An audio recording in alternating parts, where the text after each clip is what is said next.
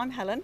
And I'm Rick, and we work for Amphibian and Reptile Conservation Trust based in Boscombe, a national organisation for the care of amphibians and reptiles.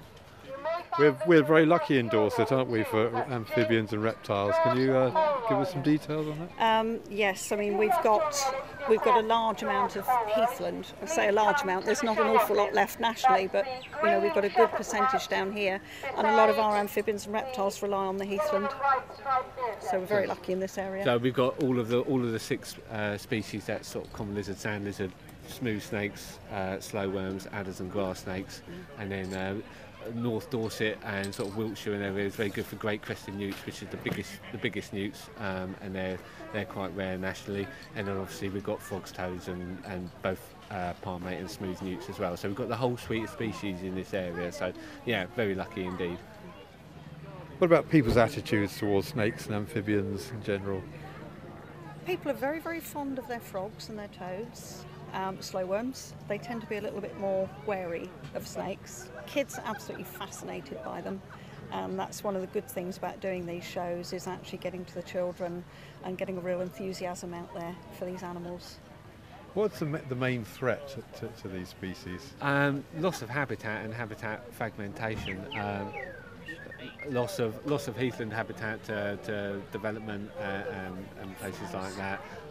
They like rough. A lot of the adders and the widespread species like rough grassland and things like that, which obviously in towns that's lots of development potential.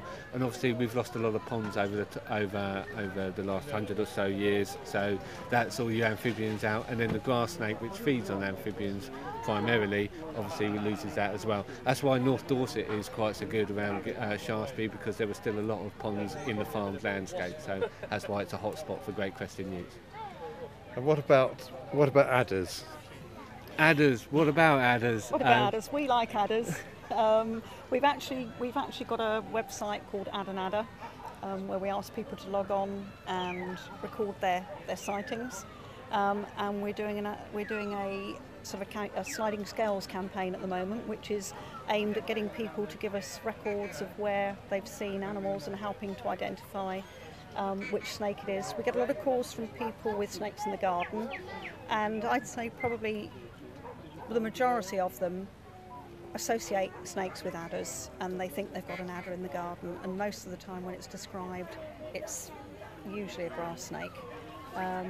But hopefully, we're sort of hoping to get the message out there that these animals don't attack you. They're not dangerous. They'll only bite in self-defence. So yeah, really as long as you don't go around prodding them, picking them up, poking them with sticks and things, then they're fine. And they'll go away from you more than anything else. So really, it's just a case. If you know you've got adders, if you make a lot of noise when you're walking around, then they'll slither away out of touch and out of reach. And they're not fatal. They're not. I think there's been, in the last 100 years, I think there's been about 2 deaths from adder bite. So it's not as fatal as people make out. We've had a couple of guys who work for us, obviously, who've got bitten in the line of duty, and it can be quite unpleasant, but generally it's not. It's not fatal. Although we'd always say to people, if you do get bitten, go to casualty. Don't leave it. Go and get it looked at. So the main thing is know your adder from your grass snake. Yes, definitely. Well, yes, yeah, definitely. Definitely. Yeah. They're quite easy to identify. The zigzag pattern down the back and the shape and colour of the eye, and the sort of size and length. They're all once you've seen one or you've seen a picture of one, they should be relatively easy to identify. It's just that first look at a snake, people go, it's a snake, and the first snake that everybody knows is an adder, and so it's automatically an adder, when it isn't most of the time, in people's gardens anyway.